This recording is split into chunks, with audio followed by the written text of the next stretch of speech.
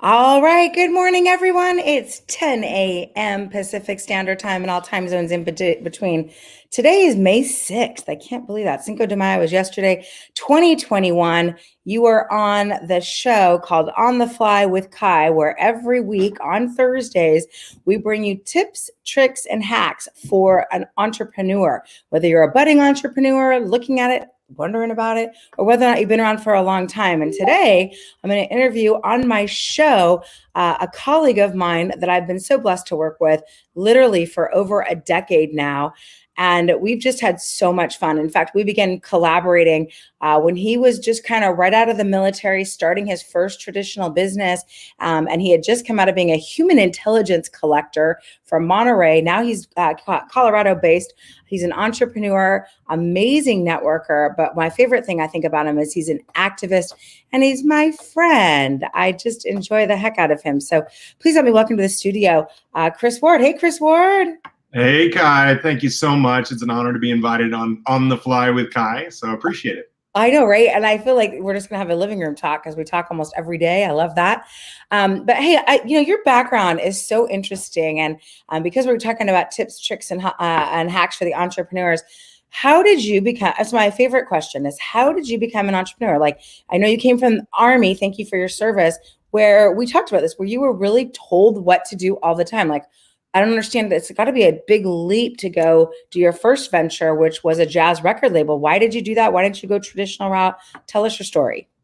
Well, it wasn't by choice. It was more by force. I had, human intelligence collector, one of the things that they sell you on when you join the military is all of the skill sets that you'll develop in your time in the military that translate over into our civilian counterparts. And that just wasn't true. In Monterey, California, there was nobody in my area that was looking for somebody with human intelligence background. Yeah, I could have joined the police force, but I felt like I was just trading one uniform for another. And I'd applied to a lot of different places, and I was looking for jobs that I thought fit my skill set and my interest, and nobody was calling me back. So I decided I was kind of pushed into needing to make money, and I decided to follow a childhood dream of mine. I said, you know what, I've always wanted to start a video production company. And that's what in January of 2007, I started Homeless Island Pictures. And not shortly thereafter, found a defunct jazz record label that I resuscitated and started my entrepreneurial journey there, having no formal education in how to run a business or video production for that matter. So it was fun. I think most of entrepreneurial is like trial by error, like there's no book, and it's unfortunate, right? We don't teach that really in schools or colleges. I mean, maybe a few select colleges. And it was probably quite an eye opener, right? Oh yeah. It was one of those things that the more you learn, the more ignorant you feel, because you start diving in. You're like, wow, there's so many aspects of running a business, because even if you're passionate about what it is, whatever your trade is, you may even know that place very well. Like you may have been raised as a roofer. But once you open up your own business and you realize that there's accounting and there's sales and marketing and if you bring on employees, you have employer-employee issues and so on and so forth. And so the further I got into it, the more I realized that I had to learn. And it was daunting most days. I couldn't agree more. I mean, you have to figure out your own internet and your marketing and your web presence. And I was like, oh my gosh. And I know that as guests here today, they can also ask questions and we can see the questions. So if you're watching us on Facebook or on YouTube Live, you can actually type in a question and we can see it. So just FYI. So Chris Ward, you said that it was actually an asset that your human intelligence collection career uniquely made you positioned for being able to be out in sales and marketing and in networking. I just don't understand, how is that translatable? So tell us, because I know that's kind of AKA getting information out of people. Well, we all do it naturally. I think that we seek out people and we try to expand our network, and the military just has a training course for that, is how to network. Now, what we're seeking, where you might be looking for prospective clients, with us, we were looking for terrorists and war criminals and organized crime figures. And so being able to network, I can't just walk around town saying, hey, I'm looking for this terrorist. Does anybody know where he's at? So I have to network through, various circles to get to the information that we needed. So they had what they called priority intelligence requirements, PIRs, that we would meet, usually on a Monday morning, first thing, and they'd say, hey, here's what we're trying to get, go out and into your network and get this information. And so the fear factor was really reduced, because in the sales, how it translates to sales, I'm not scared to meet with people. I'm not intimidated by anybody, because I'm not worried about them pulling a gun up from under the table and shooting it with it, which was a genuine concern with some of my, my assets that I worked with in Sarajevo. So I was not only learned how to network effectively, but also, that I'd already created that thick skin as I moved about the business community in Monterey. Wow. Well, I want to, welcome Amy Doyle. She's excited for this episode too. So now you're an entrepreneur and you don't know what you don't know and you're drowning. And that's totally my story too. And I was forever grateful for a plug and play. How important was that you found a company that does most of the heavy lifting for you? Talk about that, how you transition to work for kind of a franchise business model where the website's done, the marketing's all done. Tell us about that transition. We were shopping for franchise opportunities. When I say we, is because my business partners and I, that they actually owned the recording studio. I was just essentially using their space for my video production company and working out of their space.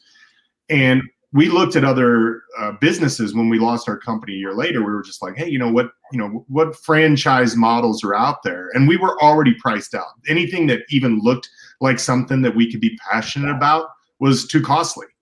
So we opted. But the thing that we liked about it was the fact that one is that we didn't have to, when I started my video production company, I had to hire somebody to design the logo, build out the website. I had to get a marketing specialist to talk about how we're going to market these services, so on and so forth. So it was very daunting when you have to create it. But when you buy a franchise, they have all of those proven systems of success in place. Now, of course, they give that contract that says you're probably going to fail anyway. But this gives us the free and clear that if you fail, it's not our fault. So I like that. So I was really attracted to the franchise model. And when I looked at this, I was like, yeah, I don't have to create anything. It's already a proven system. I don't even have to do the work myself. I really just have to tell people that it exists. So it was a very attractive business opportunity. Well, and it's funny, and it still can take up a lot of your time, depending on now with social media and, all the different things that come at an entrepreneur. And it seems like, if you're going to be an entrepreneur, it's not easy, but it's easier than ever with Canva and all of these tools for the do-it-yourselfer. And I know you and I are obsessed with technology, and I love it. I really, really, really love it. Now, I'm about here on technology, and literally you're about here on technology. But I feel like, a lot of our colleagues and a lot of our other business owners, they really we had to, the word, I hate this word though, it's such a cheesy buzzword, pivot a year ago.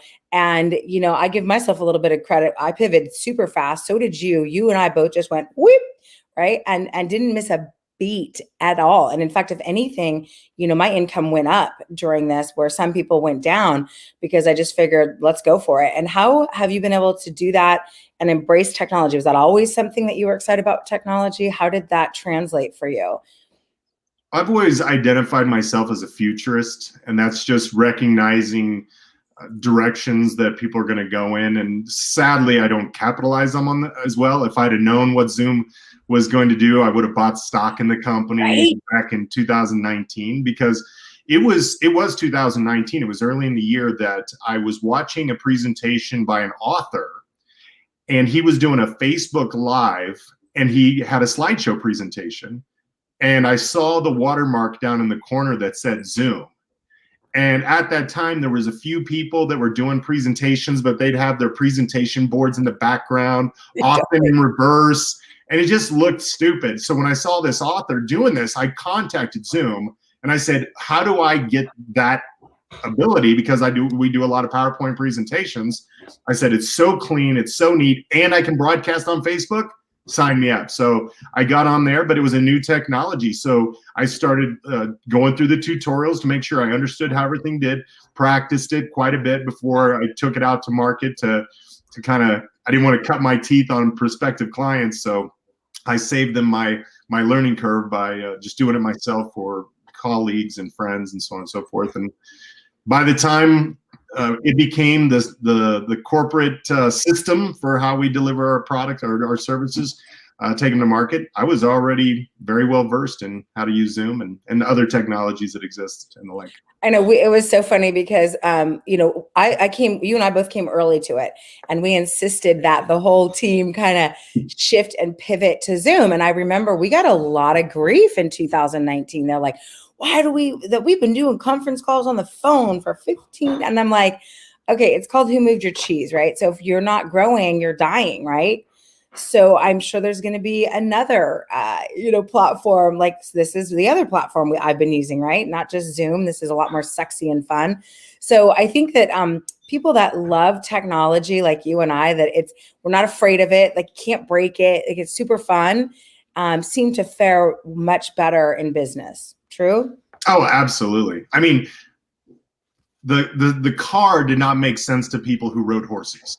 Any advance in technology, you have those people that say, well, if men were meant to fly, they would have wings. It's just, there's always going to be the laggards, the last people, they say that, these are the people that would still be using a rotary phone if they were still on sale. Right? So funny. What would you say then, like, because you've had a level of success and in your current company, what would you say if you were to start over again today in this, not your new business, but right, not your jazz record label, but in your franchise, what would your self today go back and tell yourself getting started? Because I know there's a lot of entrepreneurs that are like, you're right, I don't want to go traditional route, spend a bunch of money, reinvent the wheel. Okay, I'll do a franchise model. What would you have done differently, just right out of the chute? Advise your old self.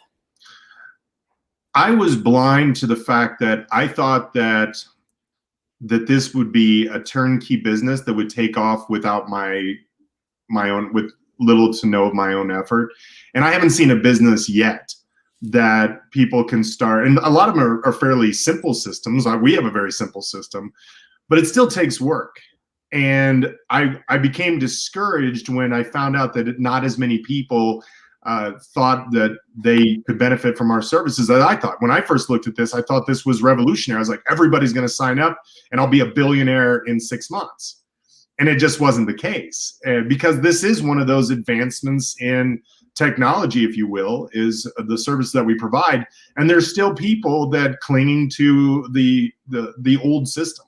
And so not only do we need reforms in the justice system, period, but just in the delivery of those services. And so if I were to go back and tell myself, be patient, it's going to happen. You just need to make sure that you discipline yourself and work harder. So.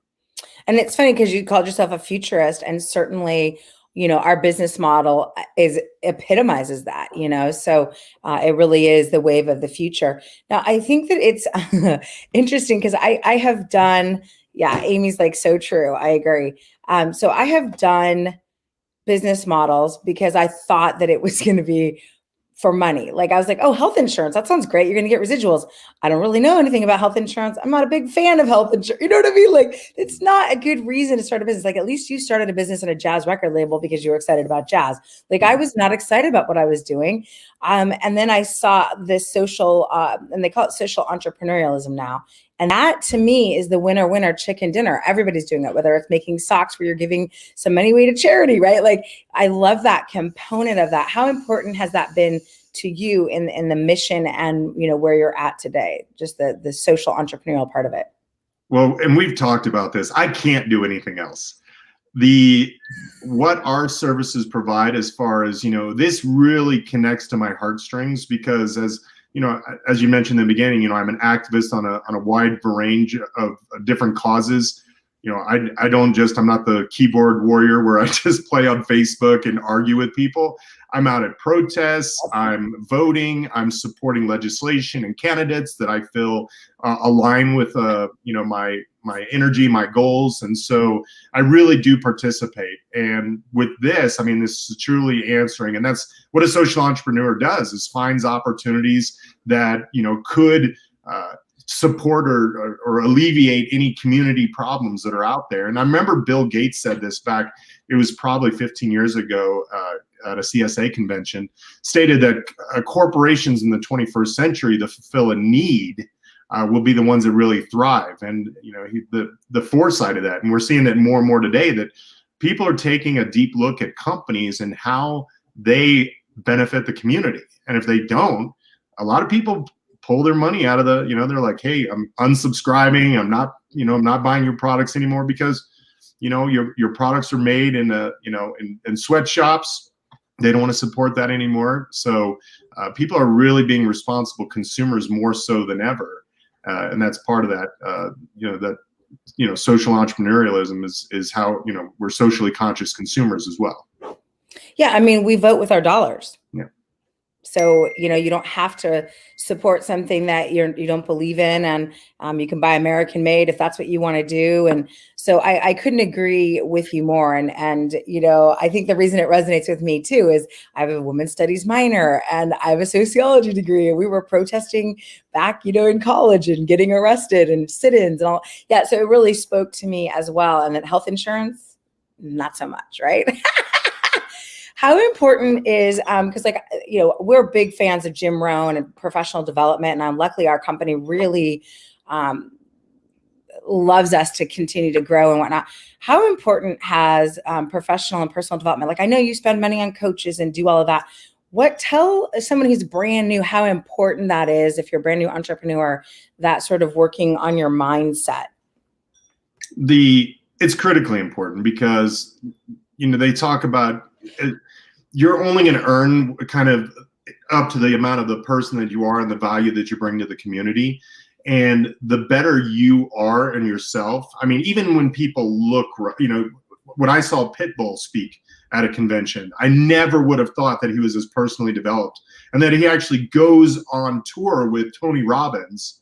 And when I heard him speak and the importance of personal development in his life, I was just blown away. And so we see people, and often we make assumptions that their success or whatever, what came to them easily. And when you dig in deep and you find out that the personal development behind the scenes really propelled them to the level of success that they're experiencing today. And so for our income to grow, we have to grow. And so when we tell people we always are offering up books and audios and so on and so forth, we're not saying it I don't make a dime by referring all these books. I'm doing it because I believe in the content of the book, and I think that somebody would get value out of it. So personal development is critically important for any entrepreneur, not just personally, but professionally. I mean, they should be diving in, reading about, even understanding sales and marketing, in the sales process, understanding accounting, taxes, so on and so forth. If you should be studying every aspect of your business, even if you're not doing it, you should at least know how to do it. So yeah, it's very important. Yeah. And I know that you and I are studying a lot of social media right now, trying to crack the code on that. So, whatever, because we're on lockdown, so where else are you going to find people to talk to? So I love that about you too. I know that, so leaders are readers. And if anybody's interested, we do have a monthly book club. Put it in the chat. We'll reach out to you, let you know we read a book a month. And then, and it's not necessarily work related. It's just whatever, read a book and show up and we'll discuss the business books. And we have all the business books for the end of the year. So we can share that with you as well, if you're interested. But I also know how important goal setting is. Now, I've missed every goal I've ever set, but at least I'm a little further along the next day than I am the day before. Maybe talk to people about goal setting and how that has played into success for you and in your business. Having goals established, and I like to think of more as targets, where if you do miss it, you don't lower the target. You just keep it right where it's at, and you just figure out, do your plan, do review why did you miss your target? And typically it's just not enough of the proper activity, regardless of what business you're running. So having a clear, defined, written goal, because I know a lot of people have dreams. So they have these ideas in their head, but once you move that idea down to paper and it's a very specific goal that you can measure and it has a date attached to it. So as an example, I'm part of a group called the 3 to 5 Club. And the premise of it, it's not a networking group as it is more of like a think tank for business owners who want to build a business that they can walk away from in 3 to 5 years. But it's not necessarily that you want, like, I'm not going to walk away from legal shit in 3 to 5 years. What it is that you build a business and you have all a duplicatable system in place that if you wanted to walk away or you wanted to sell your business, you absolutely could. The business is not wholly dependent on you.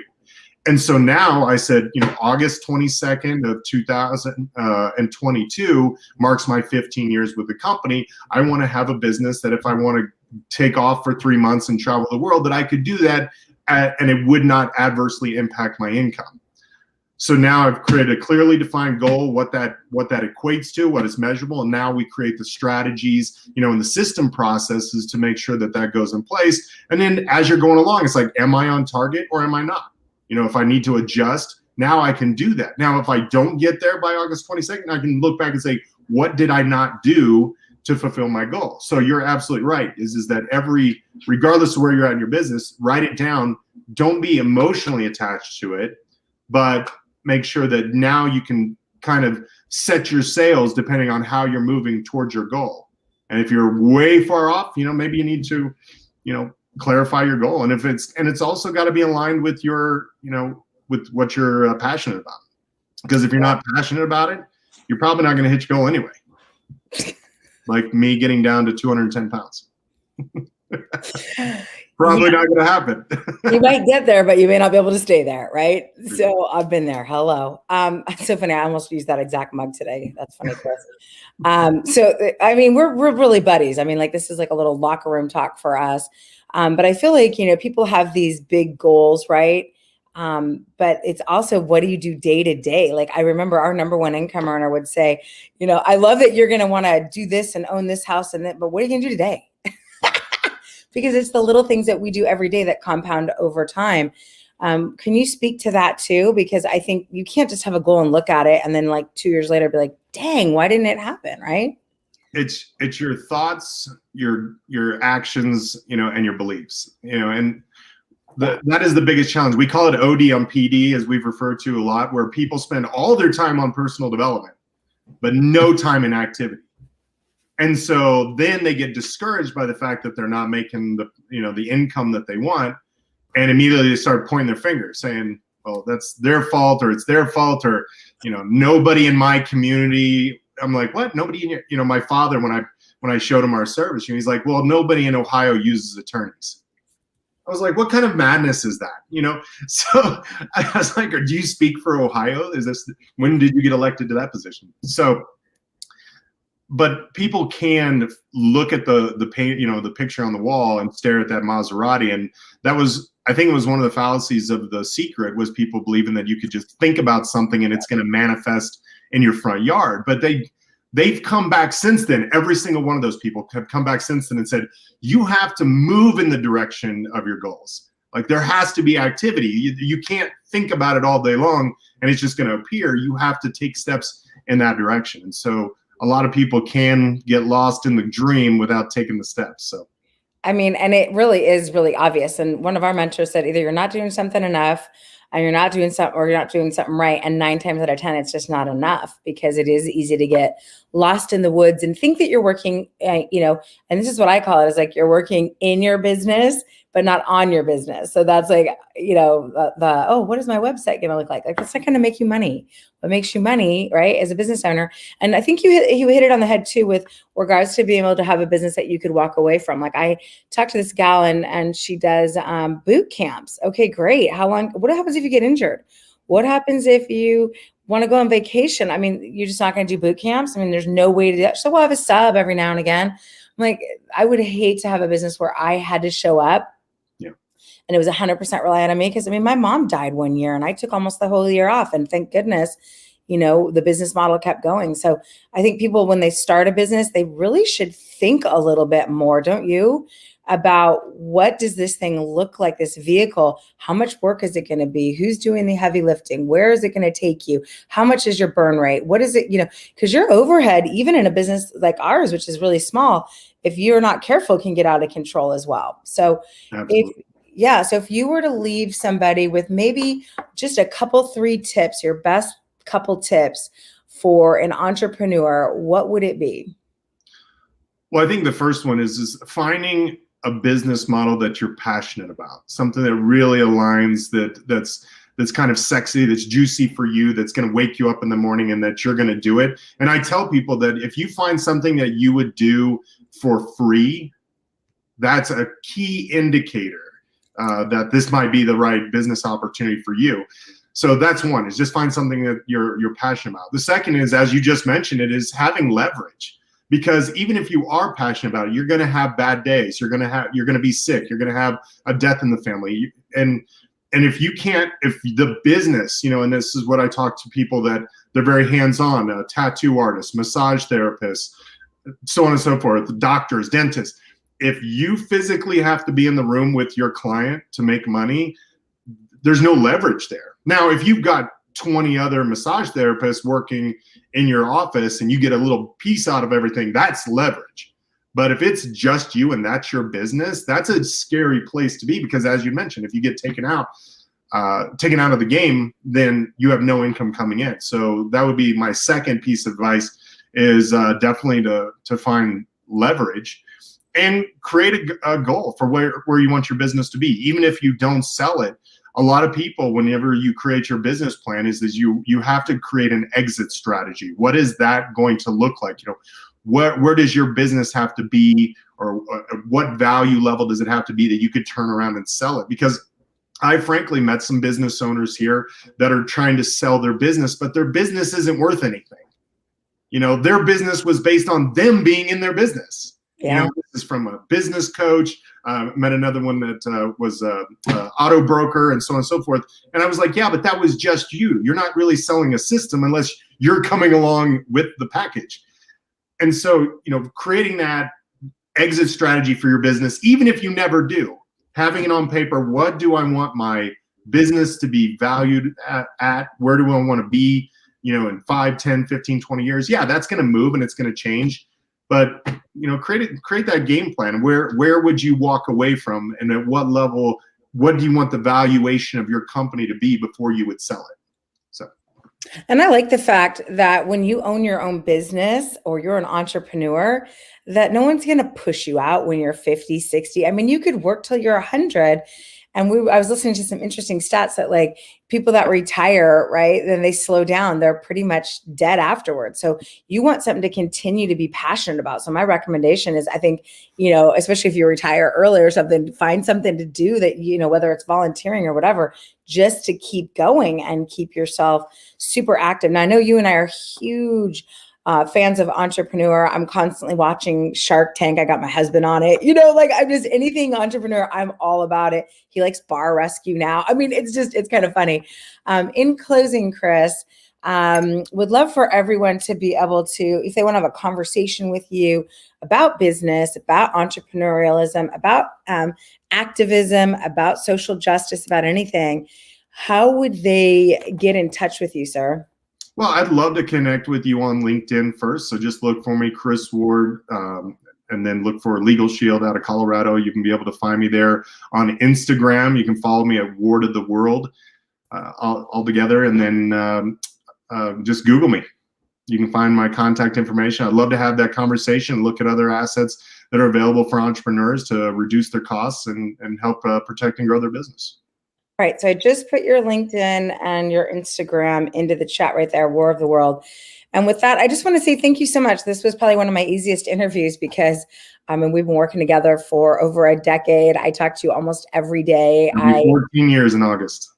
I know, but you got to quit saying that because it makes me sound old. But it's just been so much fun working with you, and you just bring a really unique perspective. So thank you so much. And with that, everyone, this concludes another On the Fly with Kai. We come to you every Thursday at 10 a.m. Pacific, all time zones in between, and bring you some of the best support people to talk about what is it like to be a business owner? What if you're thinking about it? So we love that we bring you the tips, tricks, and hacks for entrepreneurs. With that, thanks again, Chris Ward. Take care. Take charge, everybody. See you over the top. Bye-bye.